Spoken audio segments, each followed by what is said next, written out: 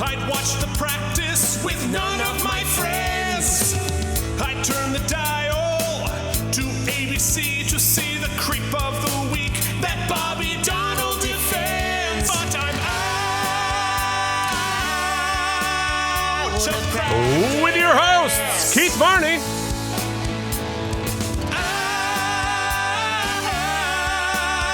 Out of practice. And moving Mike Intaglio. Way back in high school, most every night, my mom watched QVC, so I missed the practice. There was no TiVo, what could I do? Wait 15 years, get fat, then stream it on Hulu. Out of practice. I shaved. Enjoy my jowls. Out of practice. I don't think there is a OBS plugin to help you with that. Out of practice. And welcome to the Out of Practice Podcast, a weekly podcast breaking down David E. Kelley's award-winning series, The Practice. This week we are up to season 5, episode 3, Officers of the Court. This is the Out of Practice episode number 87. Can you believe it? How's it going, Mike? We are recording early. Too early. Generally, recording Oops means at the very least, even as the wheels burst into flames and fall off, it's the weekend generally. So I know that there's something to look forward to. Unfortunately, today it's Tuesday. I have so much work to do. I have tasks that I agreed to that I shouldn't have agreed to. There's a debate tonight, which has me stressed out. There's just, It's crazy. It is. And I'm have big house inspections all day tomorrow. Oof. Hey, look, guys. If you look above, right here, we can see a clock running of our talk. So when we say we don't edit, here's your proof. You can watch us talk in real time, and you can see that we're truly not editing, as if that was difficult to prove. I don't know that I know what you're talking about. Oh, can you not see it? No, what are you talking about? What clock? Oh, wait, maybe it's just on mine. Oh, it's just on mine. Oh, well, this is scintillating podcasting. Half of you can't even see anything. The other Right, half 'cause don't most know of- what Keith's talking about. Oh, my. Well, that's true of every episode. Yeah, that's fair. Well, enjoy that last minute of your life that we just took away for absolutely no reason. Hey, Keith, remember was yeah. last week's episode where I broke the audio again? You sure did. Yeah, no, I texted you and like, why am I 8-bit during the episode? It's a Keith. It was not good. That was a Mario impression for those of you who are unaware of my vocal comedic stylings.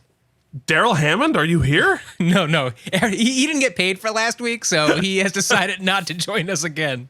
He decided not to join us. Okay, well, fair enough. Yeah, well, I'm excited to watch the debate tonight so I can keep working on my Biden.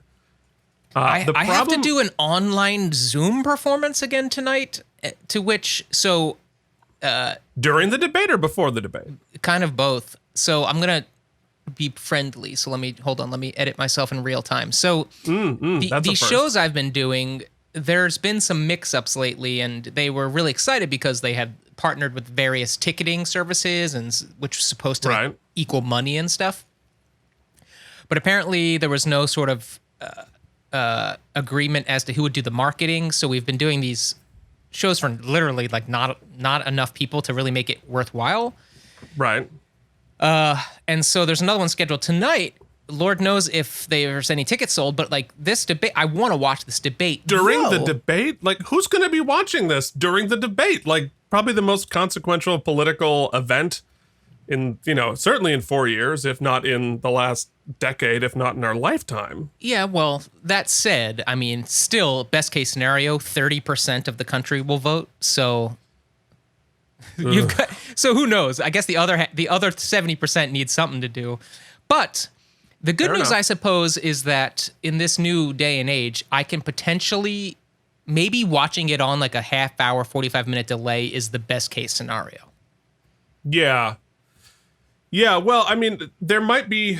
I might need some times to pause it and scream into the wilderness for a bit, but it's possible. But I'm gonna be working on my Biden. The problem with the Biden impression is he has absolutely no distinguishing characteristics.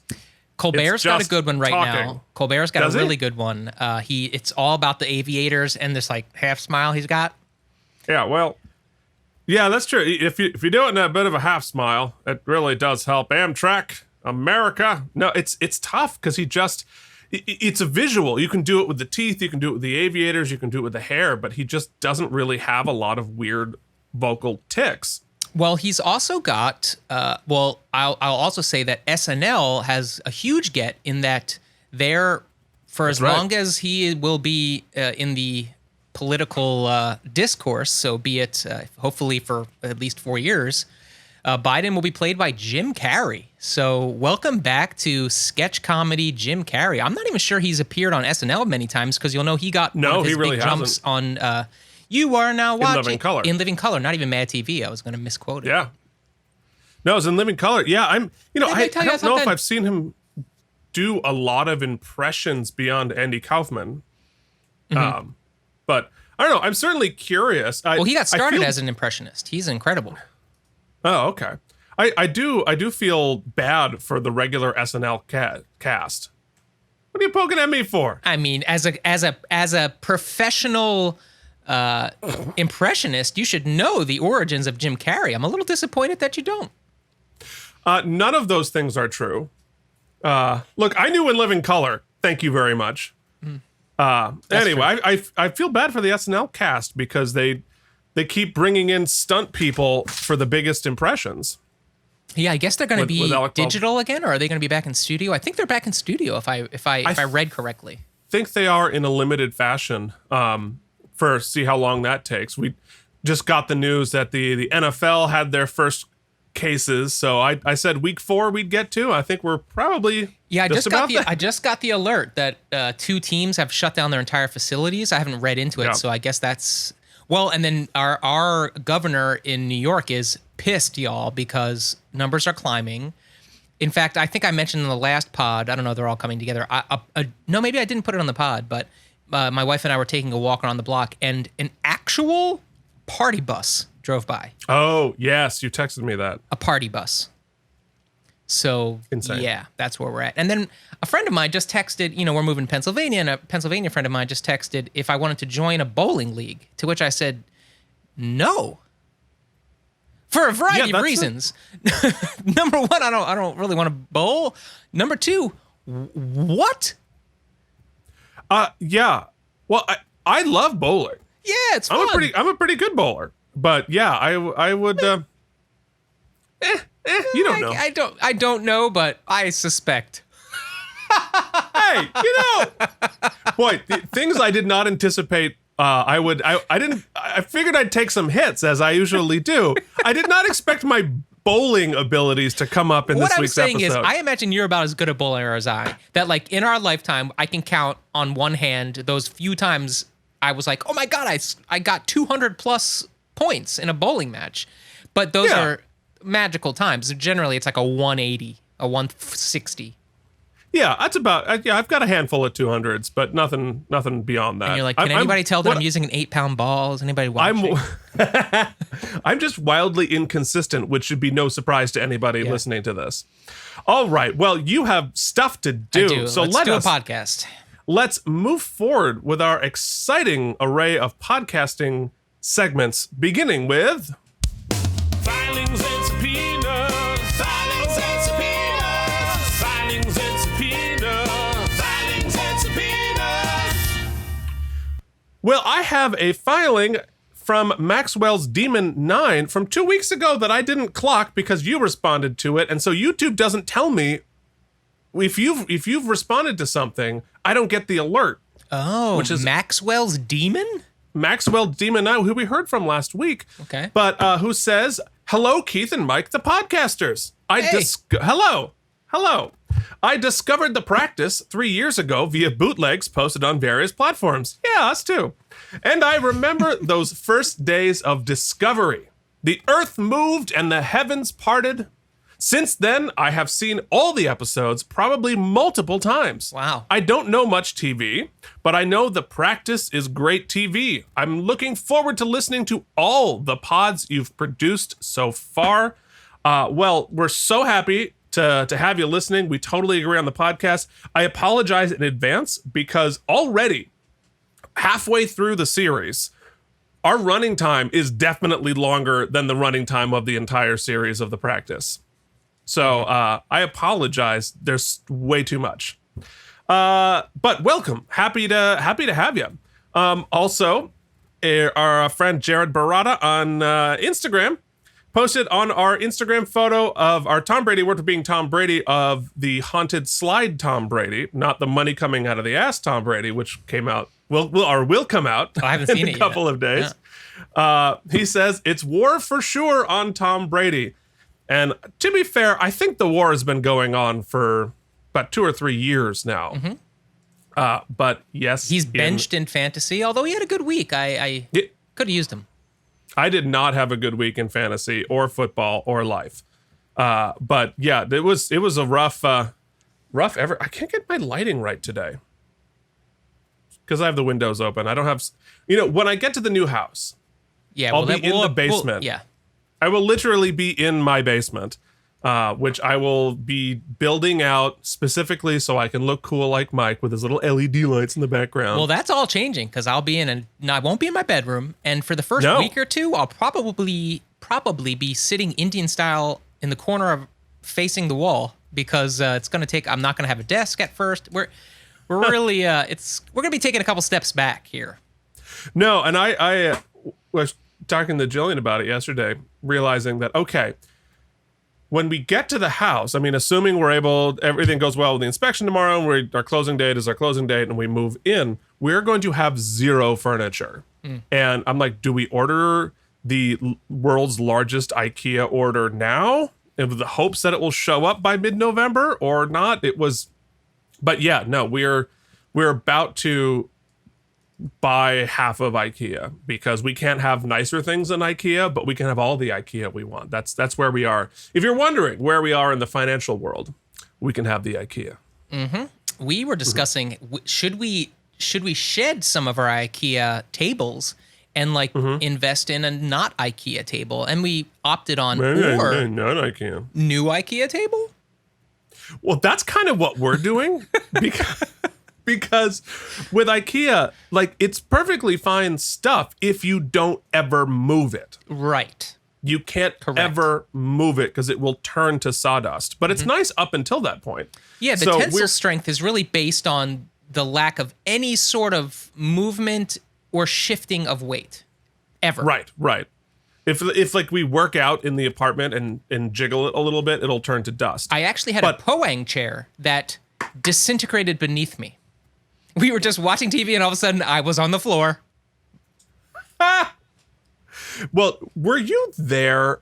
I was doing a table read in my living room 5 years ago, and I was in the middle of reading a stage direction. And you fell through the chair. My chair just exploded underneath me. Mm-hmm. I almost remember. I remember what we were reading too. It was the pie thing. Oh, was it Pie Eater? I thought it was Elway. Well, whatever. Pie Eater. There it is. Shout out. Derek, right? Shout out to Pie Eater. Yeah, that's Twigs. And there's Elway. Anyway, yes. So we are going to basically replace our IKEA items with our basically the same IKEA items, but just that haven't been moved. And we're going to wood glue it and stuff. So it hopefully will last us a couple of years until we're rich and famous. Okay. Anyway, all right. That is enough for filings and subpoenas because we recorded 3 days ago. Mm-hmm. It is time to hop back into the time machine to October 22nd in the year 2000. It was a long time ago. It was 20 years ago, almost exactly. Wow. 20 years and 23 days. And that makes me wonder what was going on this day in the basement. Uh-oh. Oh, God. Advil Cam? No. So, same old, same old. I'm performing Pippin now, and it's nice. How long was that run? It was like a month, like weekends, you know. Oh, that's a long run for a community theater thing, yeah. But I want to tell a story before I forget to tell it on the pod, because it happened in this time, and I get to revisit quickly my favorite car that I ever had. You'll remember it's the 1999 Honda Prelude. Here's a look at the exterior and the interior. And I give you the interior because this is one of the weirdest stories. So I had, recently begun dating my showmance from Pippin. Right, sure.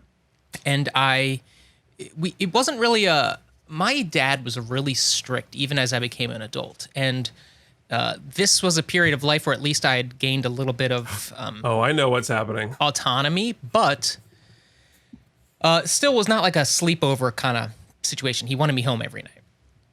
Right. So, especially with a girlfriend, I'm assuming. Yes. Though he really adored her, so that was nice.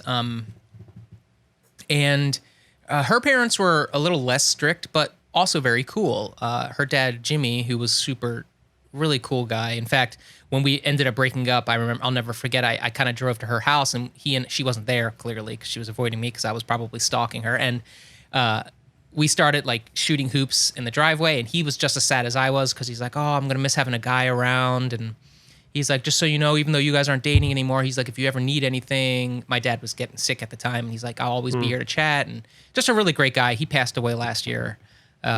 Anyway, so her and I were hanging out, and I just chilling out after the show at her house or whatever. And her house was about 35 minutes from my house. You had to take the Pennsylvania Turnpike, about 3 exits, and then I was about 10 minutes off the exit. All of this is to say, we were hanging out, and I remember we I didn't do drugs at the time. I didn't barely even drink. And I remember we must have fallen asleep at her house. I remember vividly watching TV in her bedroom. And the next thing I remember, I woke up in my bedroom. In your bedroom? House, at my house. Ooh. Now, like I said, it's a 35-minute drive. And I was very confused when I woke up. And I went out to the driveway, and I checked my car to see if I had gotten into an accident or something like that would have explained why I can't remember anything.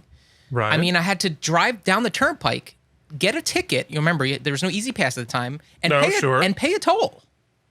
Right. Anyway, get into my car, and I notice nothing is askew until I try to back out of my driveway and recognize that there's no rear view mirror. Whoa. So I look all around, and in the back seat of my car is a rear view mirror. So, to this day, 20 years later, here's the series of events, because this is what her dad ended up remembering. He said he saw us, fell asleep on the couch. He brought us over a blanket, like a little throw. Okay. Carrie said she woke up with the throw blanket on her. So what would have happened? You know how sometimes you drive and you don't know what's happening, or you sleepwalk? I've never been known to sleepwalk, but at some point, I woke up in the middle of the night, realized my dad was going to freak out if I wasn't home, got in my car, at some point ripped off the rear view mirror, threw it in the back seat, drove 35 minutes, paid a toll, went to bed at my house, and have zero recollection of it. Never did then, don't have it now. That's really weird. It's so weird, and it's incredibly scary. So that's terrifying. Have you like done sleepwalking or something like that in other points in your life? I have no other examples of that taking place. That's really weird. Except I got really stoned once, and I put the remote control for the TV in the refrigerator, and we couldn't find it for a day or two. But that's a very different situation. That does not surprise me in the slightest. Right. Wow. Yeah, I don't know what to say about that. That's really interesting. Yeah, crazy. Well, all right. Well, if you have theories on how did Mike get home back in October of 2000 without remembering it, why did you kill your rear view mirror? Send it to us at outofpracticepodcast@gmail.com. Yeah, weird, wild story. Wild. Crazy story. What about you, Keith? Were you sleepwalking, or what were you doing up there in Ra-cha-cha-cha? I was not doing anything as exciting or mysterious, but I was transitioning to a new voice teacher. Oh, okay. I thought that was going somewhere different. Perhaps, yeah, right. The mysterious part of this is, why did my first voice teacher leave the school abruptly? Unclear, but I went from my previous voice teacher, who we've talked about before, to a new voice teacher named Robert McIver for my junior and senior years at Eastman, it's sort of like at a music conservatory, your primary thing at the school is your individual teacher. Okay. Your voice teacher, your violin teacher, your whatever. So a lot of these people, schools, you will go there for a specific teacher. That's your sort of your home base. So it was interesting to have to transition an entire studio into all of the other studios. But I actually really liked Dr. McIver, who was unfortunately no longer with us. But both he and his brother were on staff at that point. It was a different experience for my voice lessons. But I liked him. I felt like I finally a little bit figured out what I was doing vocally by junior and senior. I don't know. I feel like my singing development happened in stages, and perhaps slower than other people sometimes. But I sort of had moments where it clicked a little bit and figured out, oh, this is what it's supposed to be doing. And I didn't have my final one where I actually started to sing the way I wanted to sing until after college. But this teacher was very good for me, and will come up again in my experiences, especially coming up on what happens about a year after this. We'll get to it next season. All right, so that's what I was doing this day in the basement. It is now time for... It's time for the Out of Practice Podcast's This Day in the World. The greatest hits, the biggest movies, headlines from Vermont, essential sports updates, and for some inexplicable reason, the weather from 20 years ago. Now back to Keith and Mike. Okay, as I said before, we are listening to... Come on over, baby. All I Want Is You. We have another a cappella version of this. This, of course, was the #1 hit on October 22, the year 2000. The cover of the Burlington Free Press talked about hometown split by Dwyer run. That is referring to Republican Ruth Dwyer, who was running against Howard Dean for the governorship of Vermont. Dean eventually... Howard Dean was a terrific governor, a terrific guy. Remember when exclaiming happily was enough to get you booted off a ticket? Just gone. Just goodbye. He was the leader. Deleted overnight. But he wasn't in this one. He won by 12 points in the subsequent election 2 weeks later. The top movie continued to be Meet the Parents in their 3rd week of domination. And I can see you have very much enjoyed this. All right, she got there. All right. Thank you so much. Unidentified cover. I don't know much about that cover. I'm not going to say much about that cover. But I do know this. I can all but guarantee that whoever was singing that melody paid more than $750 in taxes, Keith. It's hard to imagine who could possibly only pay $750 in taxes, because in my early 20s, when I was starving in New York City and did everything but commit full out fraud on my taxes in order to make it all work for me, I think I still paid more than $750 in taxes. And in fact, I can guarantee it. Well, there's your mistake, Mike. You only went to half fraud. You have to go to the full fraud, or else it doesn't count. You're right. You know what? You're right. Just like why go for a quarter pounder with cheese when you might as well just get the pounder? Yeah, I feel like that we really start to understand Mike just half-asses everything. You can see from this podcast, if you're going to do fraud, do all the fraud.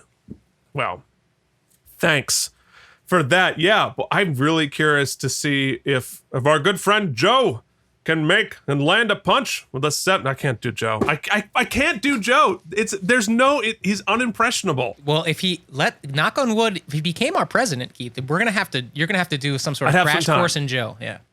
I don't know what I'm gonna have to do to make that happen. But anyway, you know what it's really time for? It's time for Sportsball. While the Giants relaxed on a bye week, the Eagles continued the trend of scintillating turn-of-century football with a 13-9 victory over the 1-7 Chicago Bears at Veterans Stadium.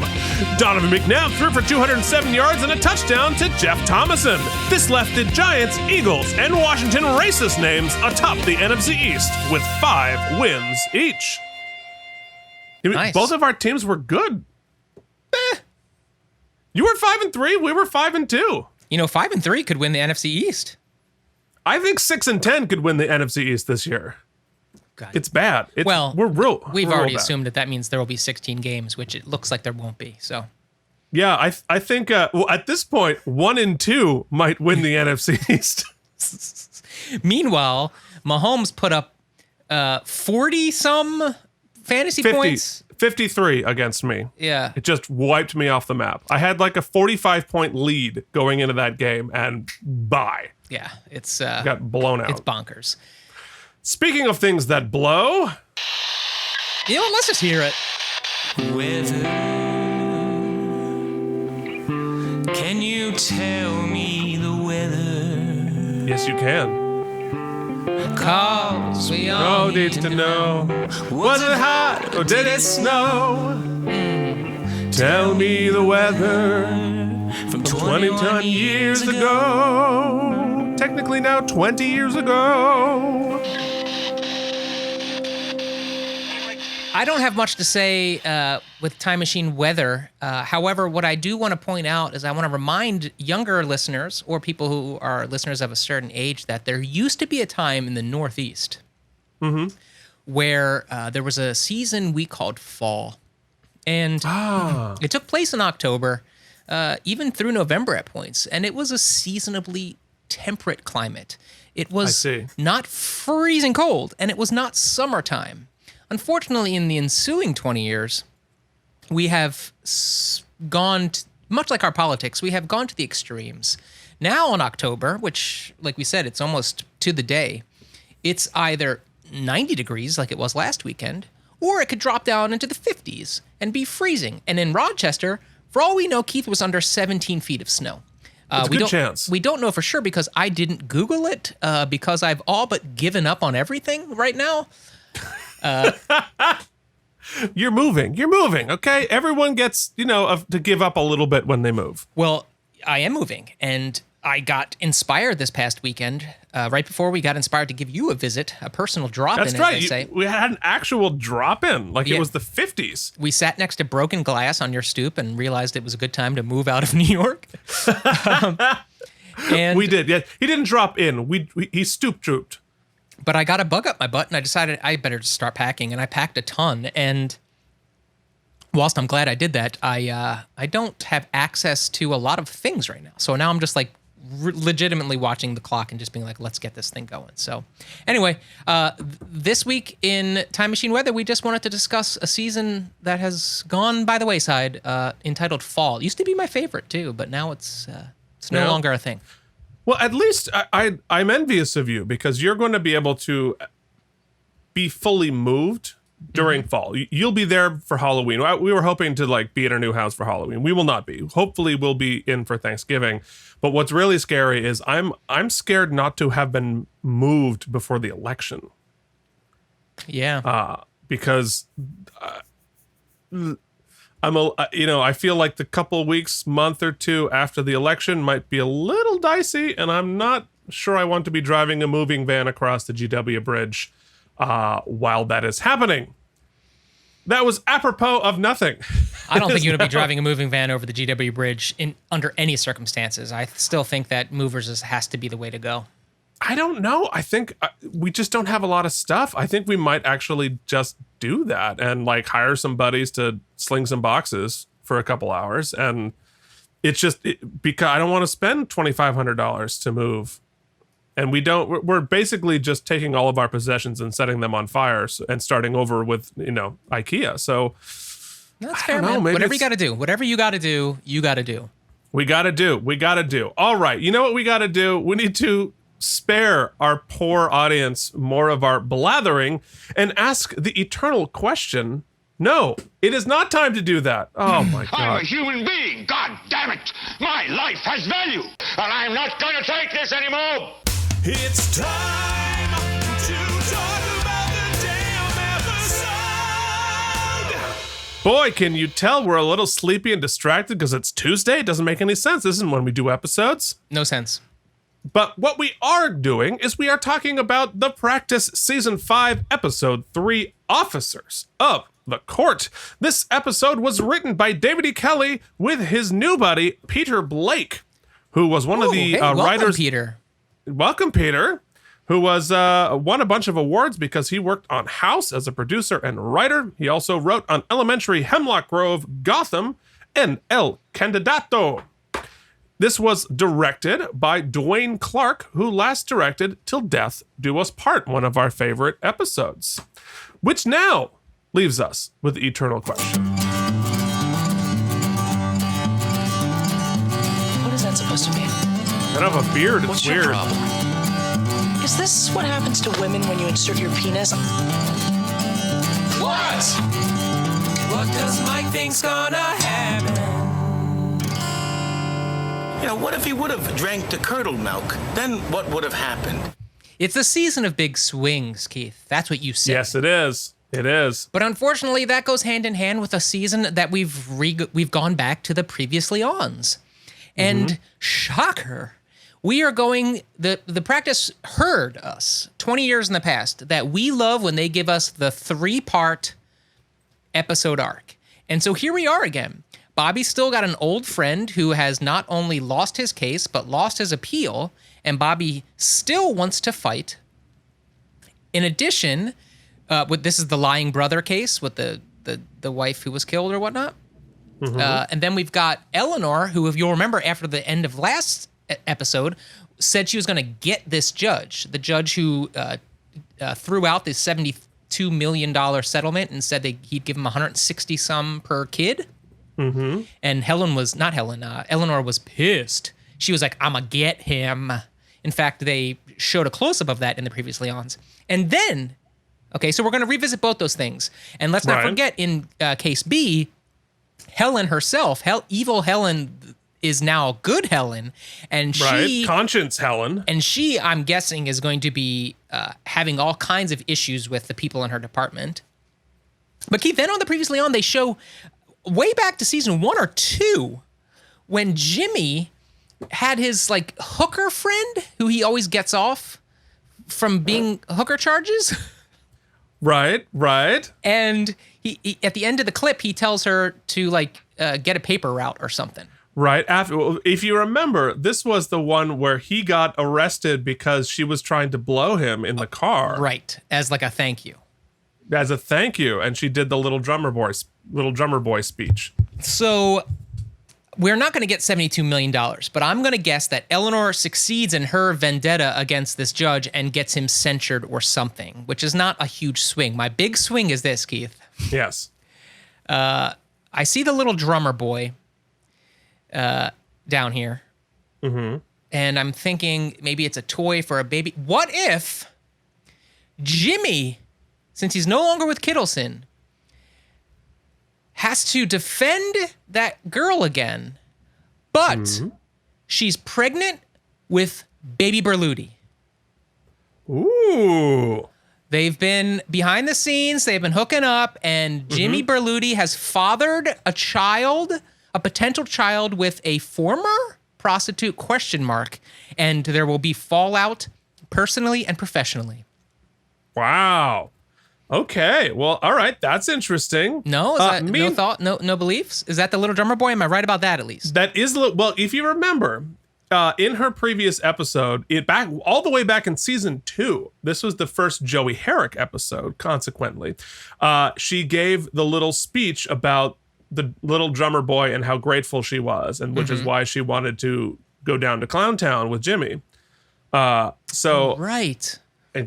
So obviously we're referring to her return and her amazing little So it could be drummer Baby boy Berluti. You're not speech. ruling it out. I don't rule anything out at this stage. Anything could happen. But first, Your Honor, that verdict was scrap. The truth was concealed, it must be revealed, and now it's appealed. I don't even remember that we had that, but now I do. Well, we do. Well, we have an appeal, and I am appealing myself because as I pulled up my IMDb page to get ready for us to talk about this episode, I realized I credited the wrong director. I credited Dwayne Clark when really it is Juuuust, who has directed many episodes of The Practice up to this point. Clearly, I did not get that right, but completely I'd like to formally coincidental. revoke my welcome to Mr. Clark then, until it's due. No. He directed last episode, and you welcomed Peter Blake, the writer, who is properly credited on this film. So Mr. Clark is no one? Mr. Clark was who directed last episode, Germ Warfare. I know, it all gets very confusing. But my favorite credit for Juuuust, of course, is Jaws 2, which I happened to be watching part of literally 2 nights ago. The time and space continuum has yet again been breached by the OOPP. Well, it's because at this time of year and all time of year, Jillian just chain watches horror movies because it's just fun. So it's not enough to live one, Jill. We got to watch them too? We got to watch all like every single night. It's not what are we going to watch? It's which horror movie are we going to watch? And we watched an early 70s, like 1971 movie directed by the original director of Jaws 2, who was fired and then subsequently replaced with Juuuust. So anyway, I went down the IMDb rabbit hole on that, which of course brought me to Jaws 2, which I began watching. All of that is not interesting to anybody. But you know what is interesting? The episode! It's time to actually watch the episode! The Practice Officers of the Court, Season 3, Episode 5. Switch over to your podcasting service of choice, and let's do this.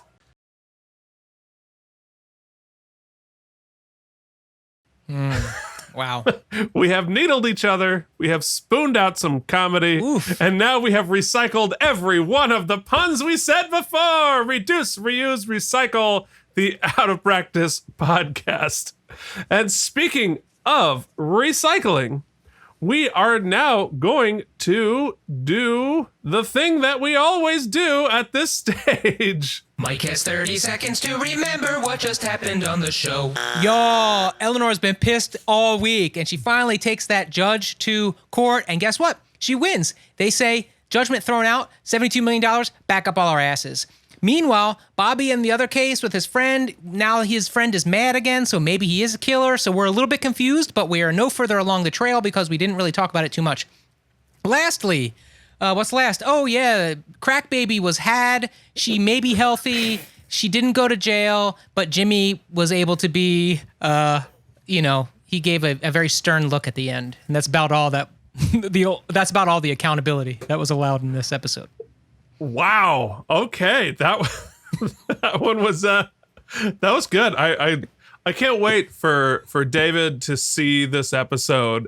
And I think we know what we should do for David E. Kelly. We should package up all of your 30-second recaps and send them to him. And our entire podcast was just you doing the 30-second recaps of every episode of the show.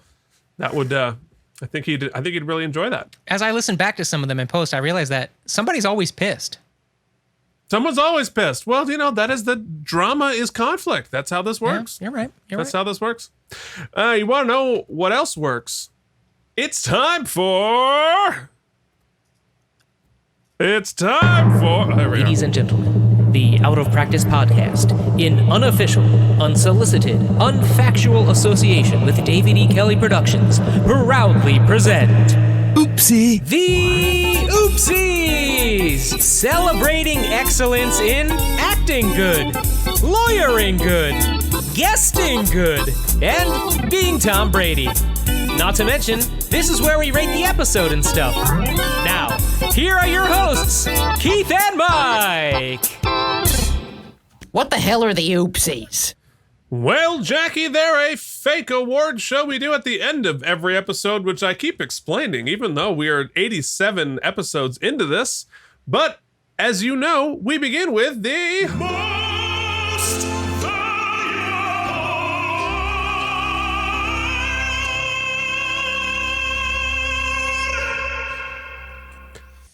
Okay, most valuable lawyer.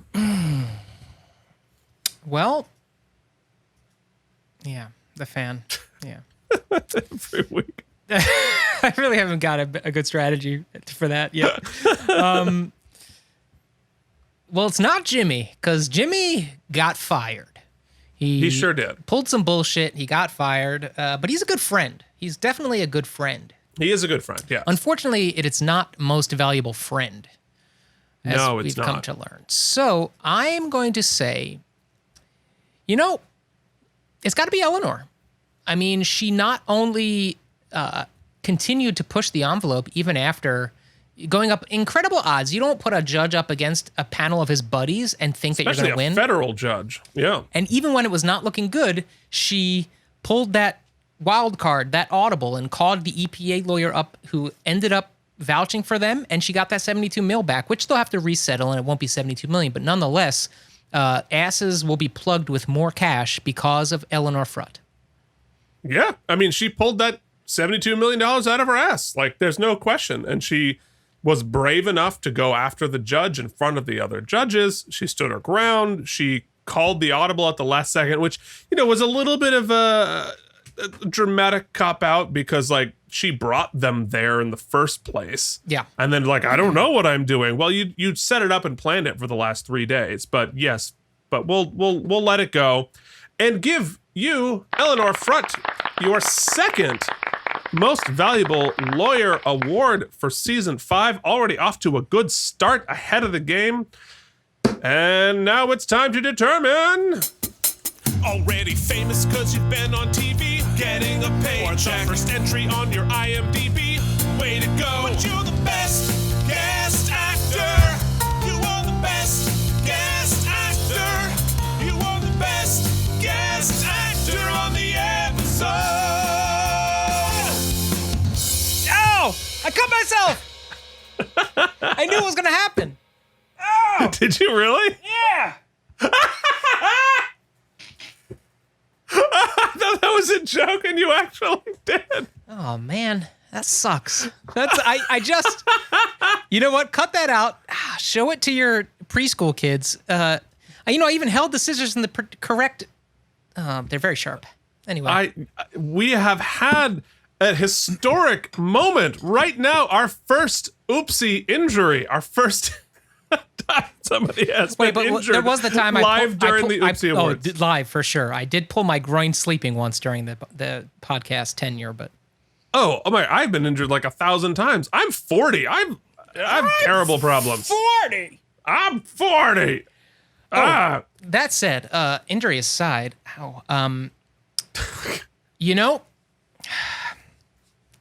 listen, Tracy Middendorf was great. And she was great her first appearance, and she was great again here.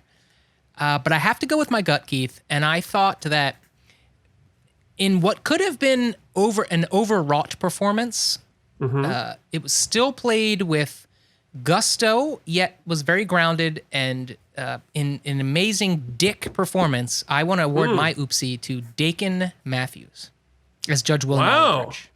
Okay, well, we've had our first injury and our first... I got a very big dick.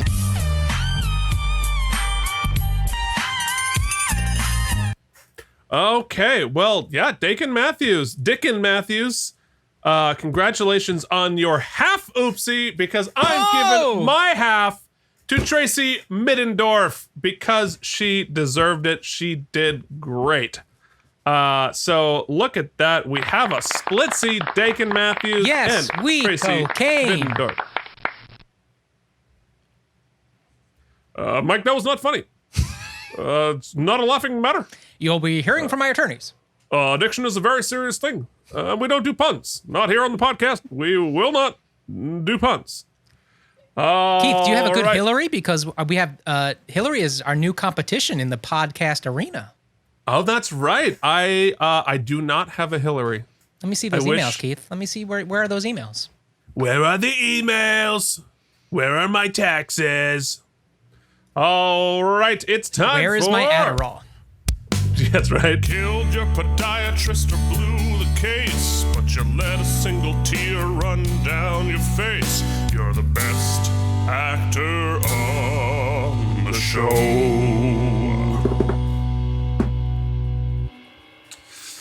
All right, we got a best actor to give away.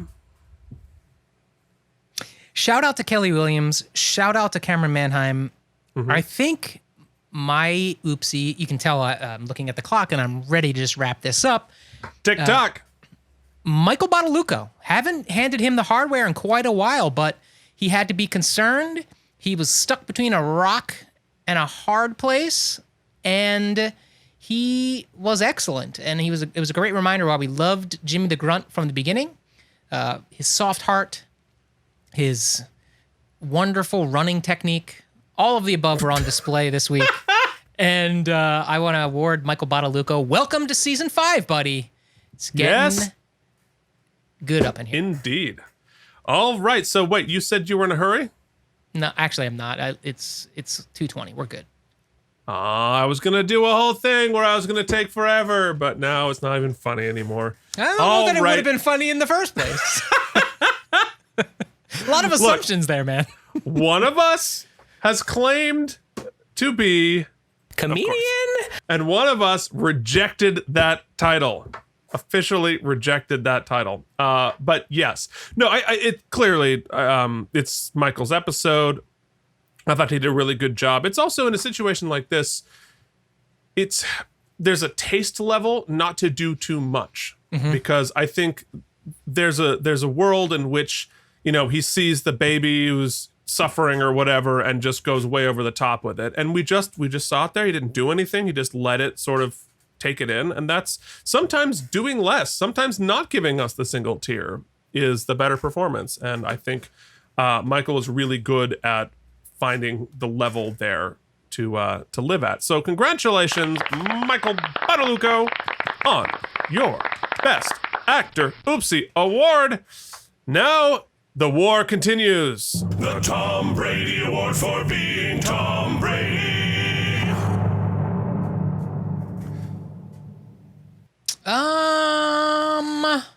Last week was money coming out of his ass. Yeah, money coming out of his ass. Tom Brady. Here it is, right here. I've yet to see it, but you will see it as I do. Yeah. You know what? It's not surprisingly, it's a picture of Tom Brady's ass with money coming out of it. Who would have guessed? Little on the ass. That shouldn't have made me laugh, but it did. You know what? I could go pretty obvious with this one and make you Photoshop crack baby Tom Brady, but I'm not going to do that. I'm going to make it a little bit more bizarre, but still fun, and make you the winner for this week's the Tom Brady Award for being Tom Brady is 8 months pregnant Tom Brady. Okay. Congratulations, 8 months pregnant Tom Brady. Wow, good for him. It's amazing he's able to keep playing. You know, with 8 months in. It's that diet. I'm telling you, you go vegan and anything could happen. I don't know what, you know, maybe in the third trimester you stop playing NFL football, but the problem is that he got pregnant in Florida, and it's very hard to find yourself a male abortion in Florida. Well, there's also no rules in Florida, so that's true. You know, just go ahead and wrestle an alligator, take some meth, and vote for Trump. Okay, thanks very much. It is now time for, ladies and gentlemen, it is time to announce how many spare tires this episode gets. It pales in comparison to the last 3 episode arc that we raved about at the end of last season. Namely, in the Bobby case, literally nothing happened. Yeah, just holding place there's like a for scene. Next week. Yeah, it was like a bookmark. In the Ellenor case, I thought it was a really cool resolution. I thought that we got to argue both sides. We got to do that David E. Kelly, The Practice, big scene where we explain the viewpoint of some part of the judicial system. And we rarely hear the judges get to give their say about the stress they're under and the sort of gray area, that the thin line, between being a judge and just being an impartial watcher of the case. Guess it'd be the thin black line because of their robes. So I was going to make that joke, and then I just couldn't. I aborted. Anyway, so I thought that was cool, and I thought that them bringing in, I really didn't expect them to at the last minute call the EPA lawyers. Although once they put them in the gallery, it became clear where that was headed. Long story short, I really enjoyed how that resolved, and I felt good for the parents, the slide parents. And in the third case, like we said, Jimmy gave a great performance, and I thought that it was cool the way they wrote that. I liked that it looked like it was resolved within the first 4 minutes, and then they I thought it was going to be about the crazy case that they were going to make, that she had given drugs to the baby, but it wasn't about that either. It was actually I thought it was deftly written. Not much else set up. The stuff with Helen is sort of kind of, I like that there are a lot of question marks. This is successful. As a standalone episode, however, it didn't push me further than complacent. So I think last week I gave a 7.5. I can't argue for more than that. I think it was as good. I'm going to say 7.5 spare tires. Yeah, no, I think that's all fair. I think it's a... Damn right it's fair. Yeah, it's a good recap of that. I liked Dakin Matthews as an adversary, as the bad guy judge.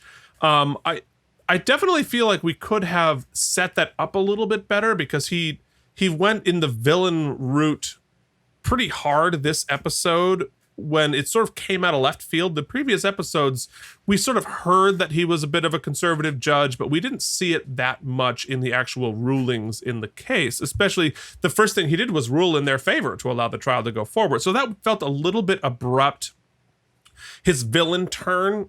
But I really liked it. I love a good adversary, and it usually is some sort of a villain judge, which is fun to play with in this world, because there's not a lot sort of above them in the pecking order to be battling there. So I liked that. The case with Tracy Mittendorf and Jimmy's client, I thought it was good. I thought it was interesting. It certainly, it's a topic that is relevant, and especially now with the addiction being even further out of control, or perhaps we're just more aware of it now.